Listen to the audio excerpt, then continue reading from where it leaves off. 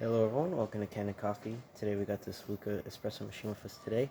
And pretty much it came in the shop because the water tank, you see right here, was not wanting to go flush to the espresso machine. It was not wanting to go all the way in, which is a big problem because it will start leaking and your machine won't tell you that there's water in the tank because they can't get water into the machine. So we replaced the O-rings on the tank, and we did also tune-ups on the machine. We replaced your whole group head with a shower screen.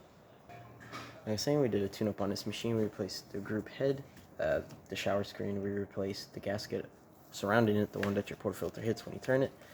We did descale your whole machine. It took us a little bit to do that because it was full of scale. So we did descale your machine, and then we also back flushed the machine with coffee detergent to get all that coffee that's inside the pipes out through the bottom and clean up more of your shower screen.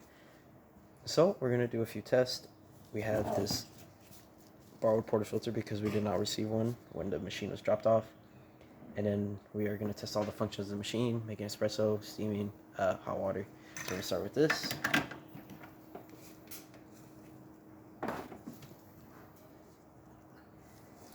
And put our cup down.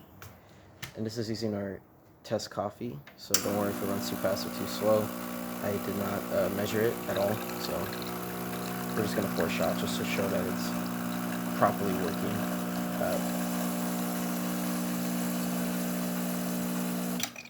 As you see, that worked. Again, it's going to look like a bad shot, but I didn't adjust it or anything. And then we're going to test the steam.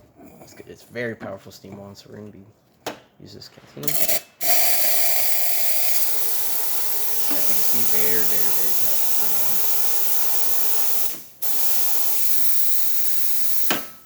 Then we're going to test the hot water function. Clicking that button, and then all that leftover steam, because they do share the same boiler, is going to come out with the water.